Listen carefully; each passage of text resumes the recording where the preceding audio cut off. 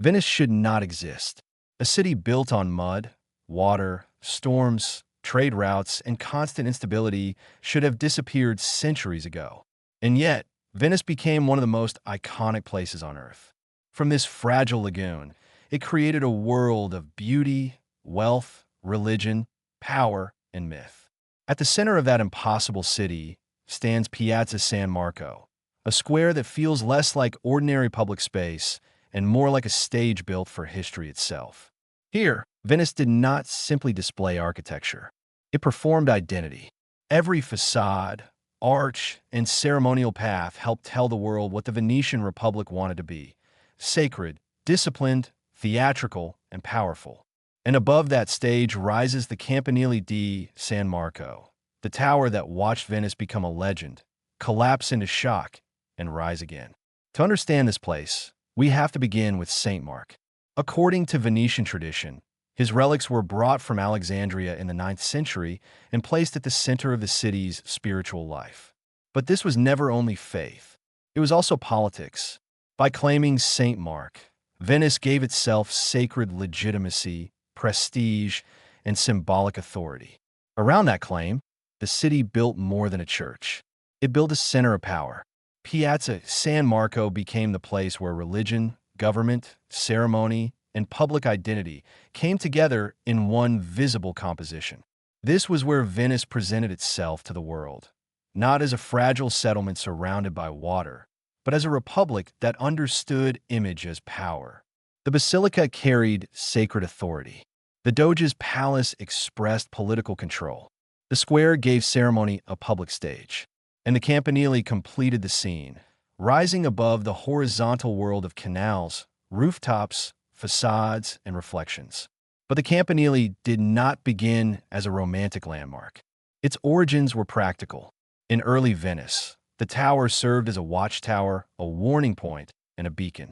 It watched over the city, warned of danger, and helped sailors crossing the lagoon understand where Venice stood. Before it became iconic, it was useful. And in Venice, usefulness and symbolism often became inseparable. Over time, the Campanile evolved into the form the world recognizes today. It was raised, damaged, repaired, and reshaped across generations, eventually becoming the tallest and most commanding structure in Venice. Its design was simpler than the rich surface of St. Mark's Basilica, but that simplicity gave it force. It did not need decoration to dominate the skyline.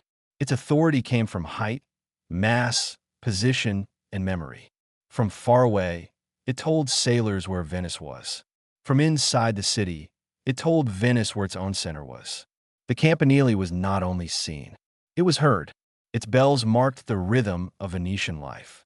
They called people to prayer, ceremony, warning, civic order, and public movement. The tower regulated time, but it also shaped belonging. But like Venice itself, the tower was always vulnerable.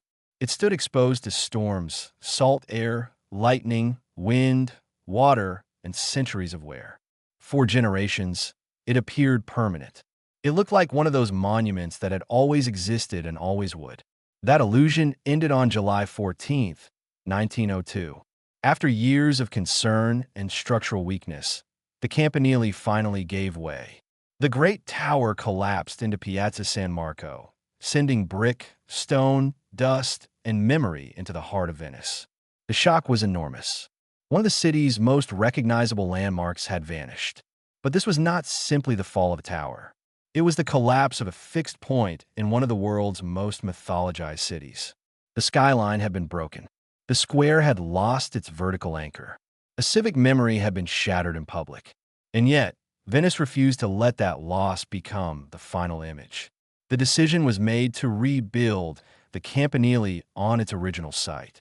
That choice mattered deeply. Rebuilding, it was not only an architectural act. It was a declaration about memory. Venice was saying that one of its defining symbols could fall and still return. Brick by brick, the tower rose again above Piazza San Marco. By 1912, the reconstructed Campanile stood once more over the city. But the tower that stands today is not simply an untouched survivor from the medieval past. It is ancient in identity, but modern in survival. It carries the memory of what was lost and the determination to restore what mattered. Today, Piazza San Marco and the Campanile cannot be understood separately. The square gives Venice its grand civic stage. The tower gives that stage its vertical memory. Together, they form one of the most powerful urban compositions in Europe. Tourists may arrive expecting beauty, but what gives this place its deeper force is history, symbolism, and fragility held together in a single frame. From above, Venice still appears impossible, a dense city floating between water, stone, and myth, reminding us that Venice was never only a dream. It was an achievement built against instability. At golden hour, the square glows with elegance. At blue hour, the tower seems almost eternal. But that eternity is part of the illusion. Piazza San Marco is where the city turned faith into identity, ceremony into spectacle, and architecture into power. The Campanile is the tower that watched that transformation, collapsed before the world, and returned as memory rebuilt in stone and brick. That is why Venice stays with people, not only because it is beautiful, but because it makes fragility look monumental. A city that should not have lasted became unforgettable. A tower that should have been lost became a symbol of return. And together, they reveal the deeper truth of Venice. Here, survival was never separate from image. Something so vulnerable should never look eternal. But in Venice, somehow it does.